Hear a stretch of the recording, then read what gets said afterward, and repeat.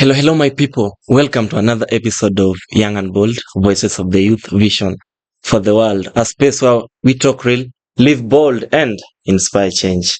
On set is an amazing guest, and without further ado, I'll give her time to introduce herself, and later on, we shall dive into the discussion of today.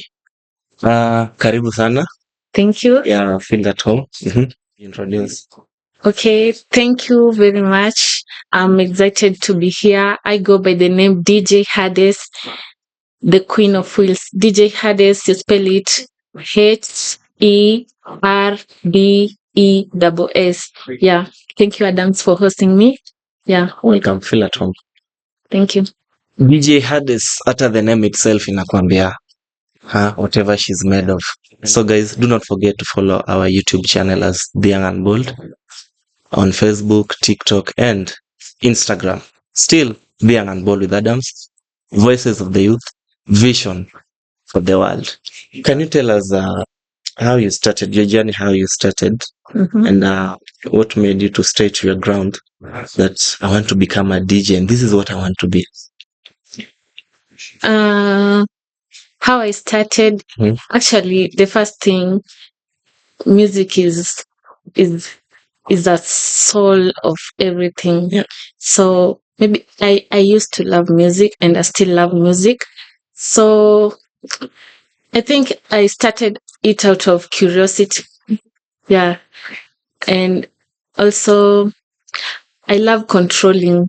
Yeah. So you see that moment when you press a button like this on the deck and the crowd cheers up and you're just like, wow, this is what I want to do.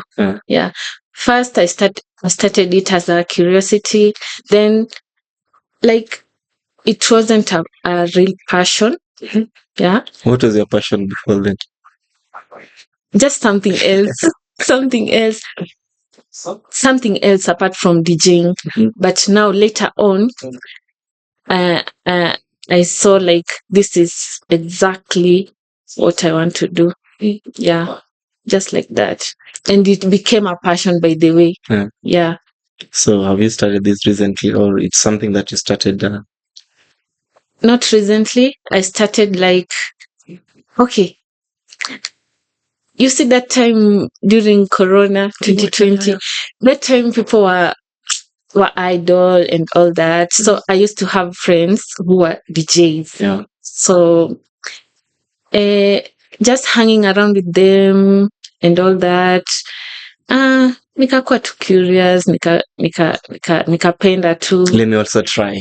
and in the process of trying, it became rooted into you. Yeah. Yeah, sure. So that time, but still I was in school, so I didn't really focus on it.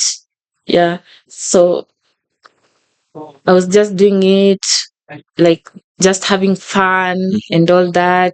Then later on, I think after 3 years later, now I was done with high school. Because it's something that I started it, I just decided, let me continue with it. Now it became officially 2 years back, me being a DJ and activating my socials and all that. Yeah. So professionally, it's been 2 years in the game. Wow. Yeah. I know that is quite a process. I know. I know. And what has been your greatest inspiration? Especially, this is a field that is male dominated. Yeah. So what inspired you? Like, no, I want to stay rooted to this. No matter what I'm doing, this is what I want. So what inspired you most? And I know obstacles are there. Yeah. And also another thing, Very it's a male dominated. Yeah, male dominated field. Yeah. Yeah. I think one thing, being a male dominated field, I think I love being unique. Yeah. I love being unique, and it's also interesting. It's fun. A lot of obstacles are there. Challenges are many. you'll do this, you'll do that. People will be looking like you like, are you a DJ? Until you touch that thing. Yeah. Until you do it. So, being a female has been tough. It's been hectic, sometimes chaotic, but again, fun. Like I told you, I love controlling. I love controlling a crowd. I love the vibe. Yeah. And I love music. So since I can't sing, I don't have those vocals to sing and all that. I felt like this is the only thing I can do to be close to be a musician. You feel me? So I think this was just the best thing to do. Yeah, for me. So who has been your greatest support in this line of duty? Okay. Who supported you the most? In these things, you also need somebody to also be pushing you. Yeah, I know sometimes it can be hard, but you also need somebody who can be your support. Yeah. My greatest motivation, first of all, my mom. My mom supports me a lot. Yeah, a lot. She wasn't against? At first, she was like, yo, do you really want to do this? Are you sure this is what you want to do? Like, what's really wrong with you? Then later on, I think aliona tu vitu zinakuja tu, like it aligned with my lifestyle and all that. So she just let it go and sink in. So since that time, amekuwa a big supporter. Even when I host events, she'd be like, yo, just go do your thing, be safe, like that. And my friends, my DJ friends, shout out to DJ Vinito, by the way. DJ Vinito, I don't know if you know him. DJ Vinito. Yeah, he's been a great inspiration. He's been pushing me all through. Wow. Yeah. Supports all corner. Again, I have another team, Unit X. Unit X is been, I have friends from Unit X, Britton Da Prince and Bobby Transit. Shout out to you. You've been great people around my career, and I love you guys. Yeah. So how was your first experience behind the decks? And what moment made you feel like this is your path? Wow. Hey, my first experience. First, okay, I used to DJ in a room, or maybe I don't know how to really put that place, but it wasn't a place where a lot of people were. So there was this one event where DJ Vinito hosted me and invited me, by the way, and I was a guest DJ. Yeah, that was my first event to DJ, and I was like, okay, I was tense. I didn't know how to do that thing perfectly at that time.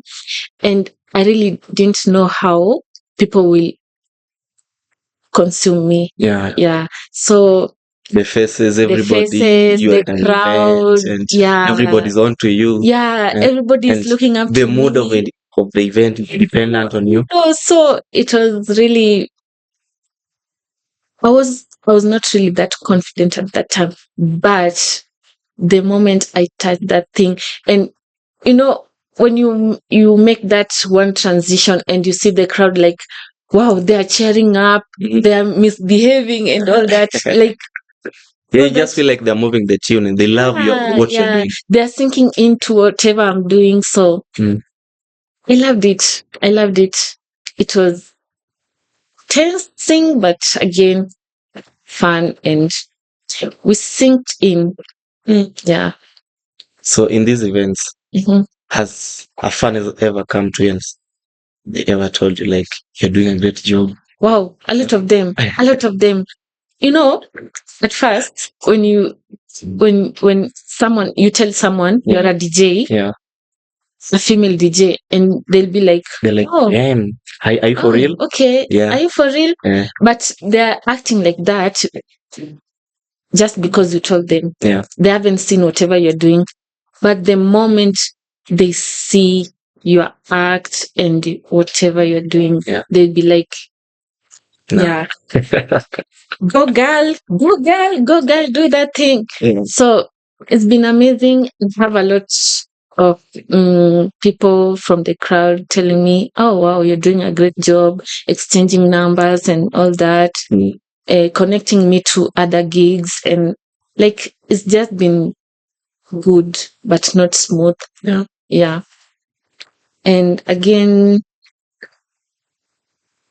about people telling me you've done a great thing. You know, some people come to the deck and request a song. So you'll be like, what are you really saying? Requesting a song out of the floor and be like, unasema nini? Unasema How do you go about that? How I go about that? You know, being a DJ is something else. A good DJ knows how to control the crowd, read the vibe. But being a DJ is not all about playing a music.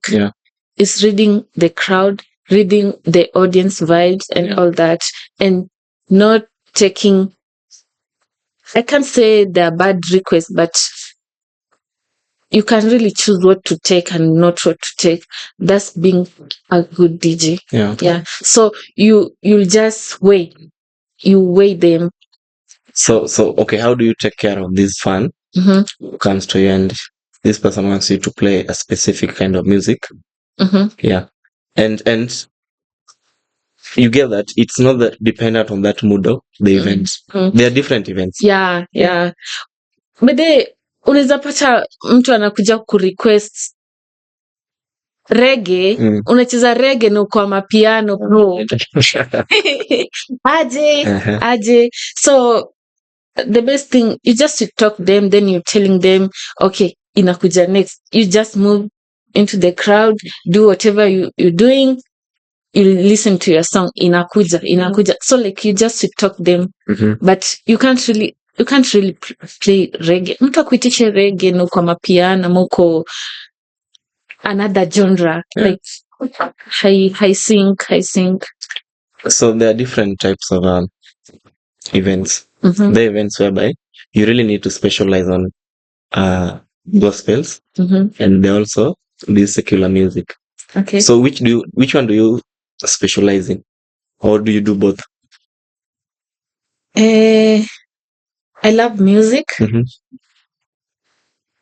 and music is music. So for me, I won't really say that there's a certain kind of music I play and there's another one that I can't play. So I just vibe to all genre, all kind of music. If it's a gospel event, I'll go with the gospel event. Yeah. If it's another kind of genre music or other secular music, go with it. You vibe with everything. Yeah. So what has been your greatest challenges as a lady in this field? And you can just mention the challenges you've gone through and how did you manage to surpass all these to just blend in? Wow. That's a very great question. As a female in a male dominated field, it's been tough. It's been tough. Some people will take advantage of you because you're a female. Some people will take advantage of you because you're young. And I mean, it's just a lot. I remember there's an event I attended, haikuwa kitambo, just around Nakuru. You can tell the events that have been happening in Nakuru. So There's this one organizer approached me and he told me, I won't say the name. He told me, hello DJ Herdess. I've been seeing your work. You've been good and all that stuff. So like we are there sharing this and this, like just exchanging ideas and all that. So he was telling me, there's this one event, I want to link you. And I was like, yo, I'm good. Anything that comes, yeah, we need. So a day passed. Later on, he called me and he wanted to meet. He wanted us to meet somewhere. So I was asking why. Ati, you just come. We plan about the event and how we'll go about it. So I was like, okay, we can do that. But again, we have like social media. We can just talk it out through social media. Is it necessary for me to come there? And he was like, not really, but it's okay. We can just talk. So ending the conversation, he was like, no, it started being unofficial, you see? And he was like, hey, unajua nini? Uni DJ mfiti sana na nimekumark. So like, umenimark aje in terms of work or in terms of other things? And he told me something weird. So I was like, yo, why are you telling me that? Why are you telling me that? Why are you telling me that? So because you're linking me up to a certain gig or something because it will generate income to me, you're like, lazima pia we nikupate. Yeah. It doesn't make sense. In fact, I cut it off. So you just let it go. I just let it go. You see, it's how you are thinking. Yeah. It's how desperate you are about something and how you can cope with it.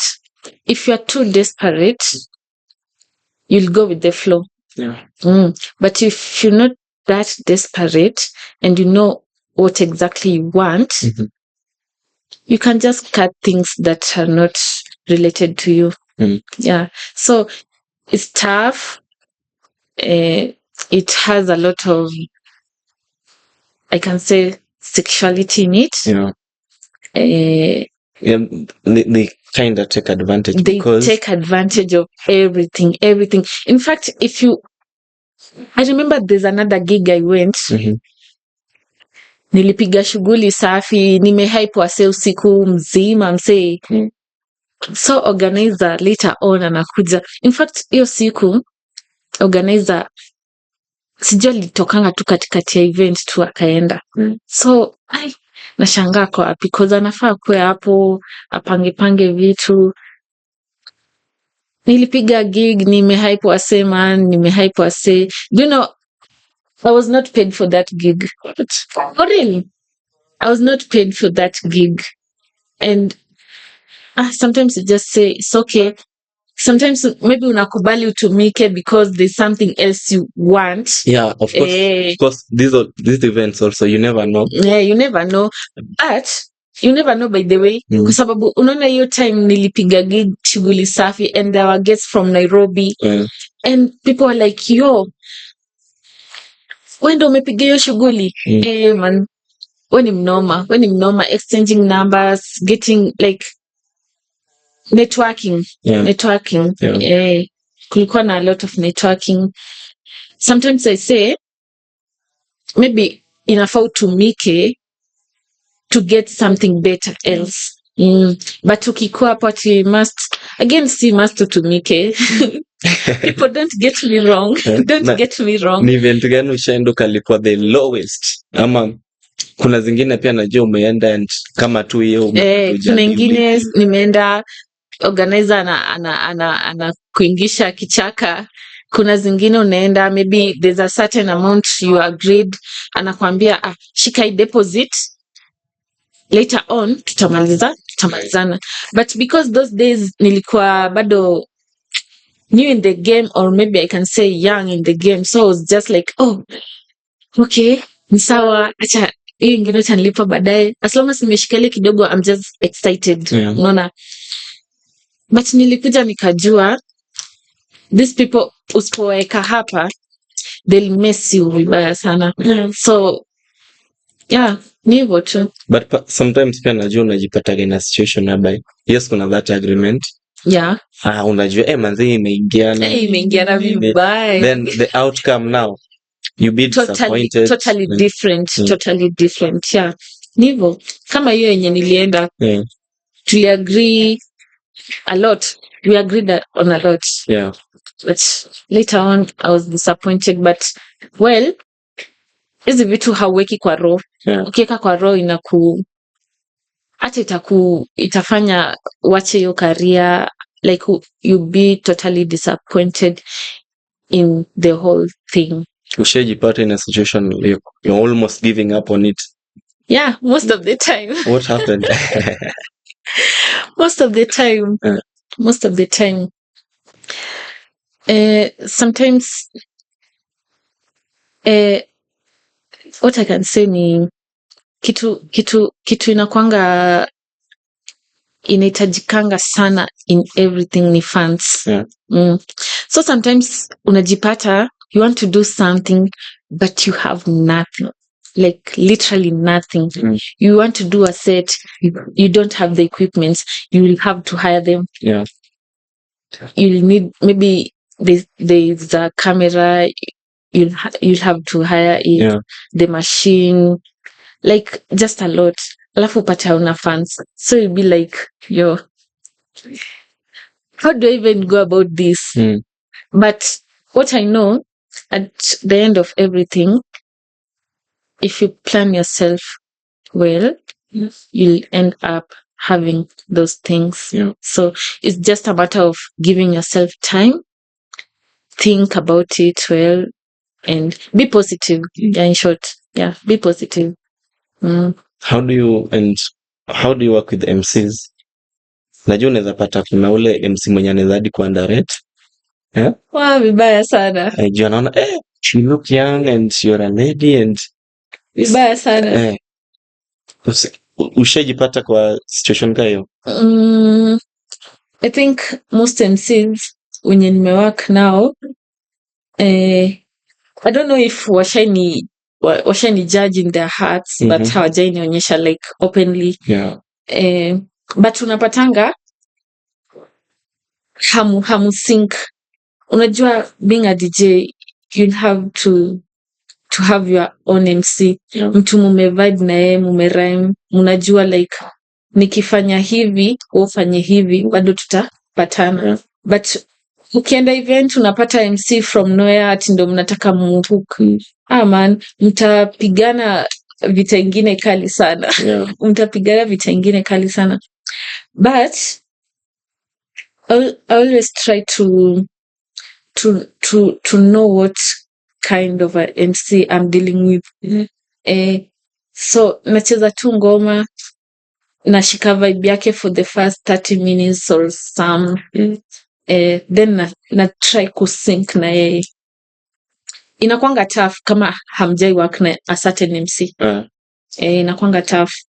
Ama like both ways. Hata MC ukimuuliza umuulize inakuanga aje wewe kuwork na DJ hamjai work na yeye. Inakuanga ngumu by the way. Cause ujui vibe ya MC ni gani na ujui vibe ya DJ ni gani. Let me give you this scenario. I had a friend mwenye tulienda na event and akapata DJ ampay the vibe anataka. So akuzileza nifanye aje, but just ikabidi sabadilishwe DJ. Na pia kuna ingine pia nimepata a friend ako hapo ni DJ na MC anafanya tu vitu zingine yenye bidhaa MC wengine wanaudhi.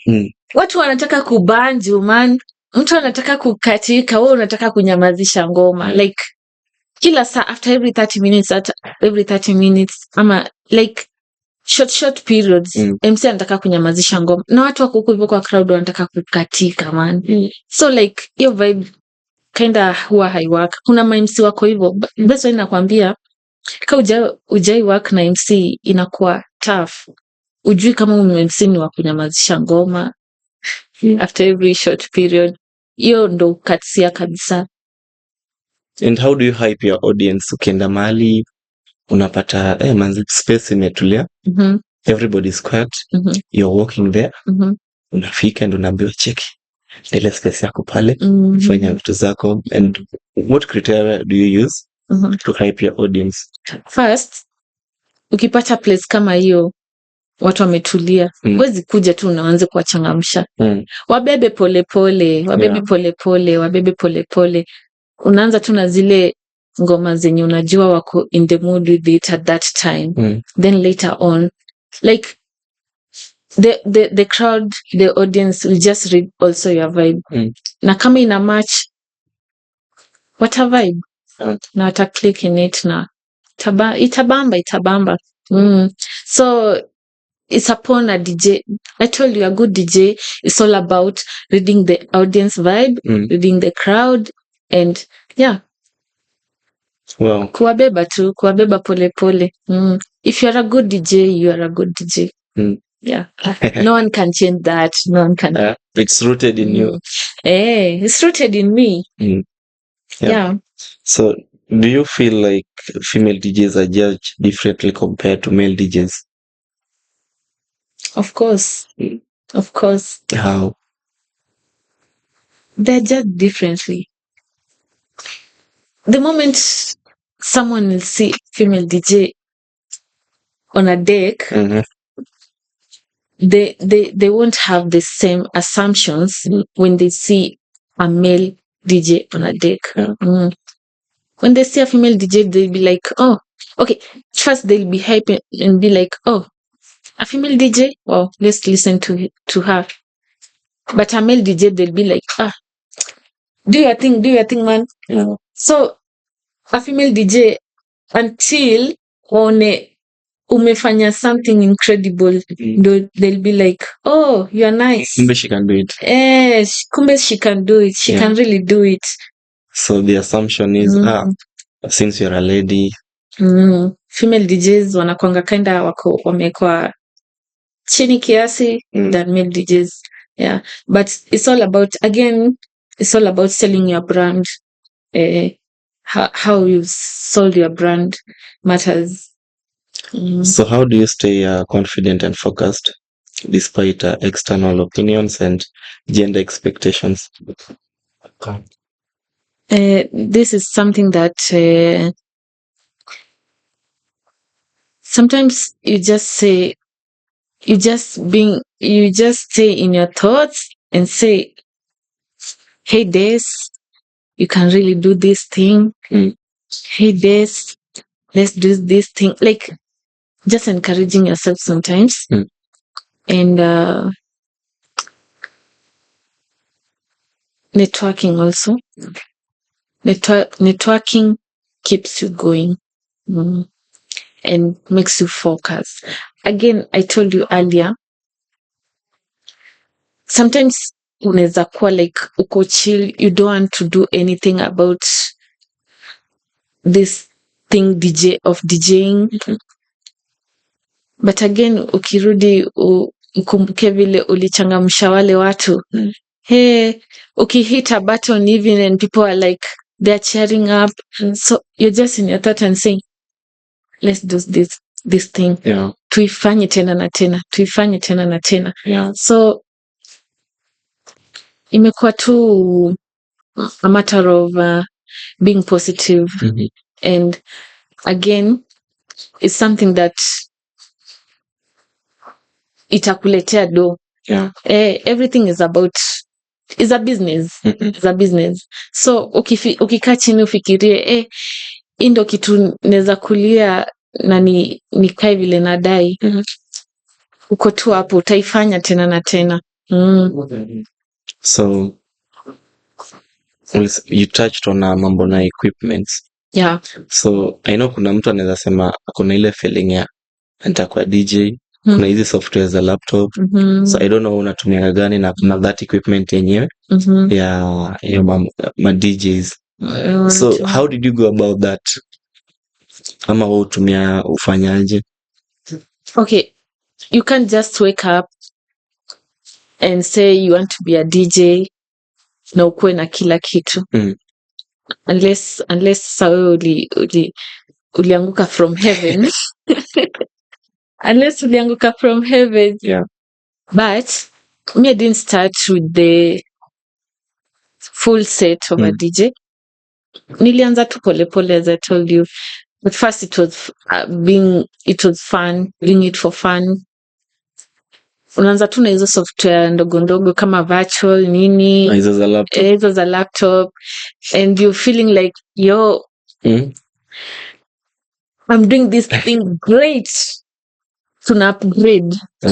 So like unaanza kushika machine and all that. Yeah. Imekuwa kwa hivyo nika enrolling in a certain group. That group is called Street Vibe Movement. So e group, it comprises of all arts, musicians, dancers, DJs, photographers, and all that. So like unapata kwa hiyo group kuna equipments zenye unaweza tumia. So from there ika flow too, but I don't have my personal things, not yet, but yet we are going there soon enough. We are going there. So what societal beliefs about DJ ilibidi overcome? Pardon? Zile beliefs about already being a DJ you had to overcome to make you stay still in the field. Being a DJ inakuanga na a lot of myths and all that, especially kwa dem. Watu watakuita, I don't know if I should say it. Yes, right. Watakuita ho sometime. Yeah. Waseme like unajua kuna kwanga na hiyo myth ya madj ukunywa sana, hata vibaya sana. Okay, kuna nyo ukunywa, but me I've worked with a lot of DJs when they don't even taste alcohol. Yeah, ni watu tu wa normal drinks, tu soft drinks nini. Yeah, and they are good, they are doing their thing. So watu watakuita watu wakuite wewe ni mlevi, but yeah, it's just an assumption. Yeah, it's just an assumption. Yeah.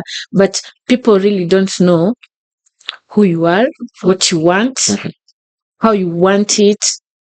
Yeah, they don't know unless you show them. So it's just like that. Ujajipata in a situation whereby kunywa pombe in the window high crowd ama man, unajua watu wako different sana. Kuna mse akikata atakuchangamsha vibaya. Ndio sasa atakuchangamsha. Atakuchangamsha. Na kuna mse akikata atakuudhi. Unaona? So mimi, in fact, there's no time nishai kunywa ati ndo niseme niende ni hype wase. Kwanza I'm not kati. Skati. Though si vile, but tunaweza jaribu, but siwezi sema ati nitoke hapa niende nikati ndo nichangamshe wase. People are different. People have different personalities. Yeah. Mimi nitakuhype nikiwa sober. Yeah, because umelearn ukiwa sober. So you can imagine umekunywa, umeenda kushika deck, uanze kuweka mafogodare, hamuelewani hadi na MC, itakuwa hectic. Alafu pia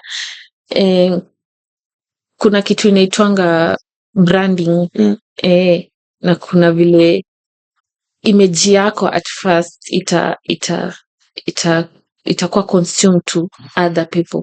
So there are some things unaweza ifanya ukiwa peke yako ama with your close friends or true, rather than uifanye kama unaenda job. Yeah. And do you think, let us touch on mambo na drugs kidogo. Do you think, to your opinion, kutumia drugs, is it okay for somebody to use drugs and just aende pale ya DJ? Or wewe unaionaje, to your opinion? For me, na prefer, okay, using drugs, it's not bad. It's not bad. That's my opinion. It's not bad. We tumia madri zako vile unadai, vile unajisikia, but usikuje kutuudhi. Usikuje kutuudhi. You know, nilikuwa na attend a certain program ya digital marketing. And there was this influencer, a very big influencer from Nakuru, by the way. Akakuja hapo, amepata watu wametulia, watu wanajifunza vitu, how to digital marketing. Mtu amekuja, ametumia madri, ako under influence kabisa. Unapata watu wametulia, unataka kuwavuruga. Does it make any sense? Does it make any sense? Remember, you are a big influencer. Yeah. And your people will know you. Your people will actually know you. So, it's how you carry yourself, how you do your thing, how you behave around other people, apart from your close friends. No, it's not bad. We tumia madri zako vile unadai, vile unajisikia, but usikuje kutuudhi.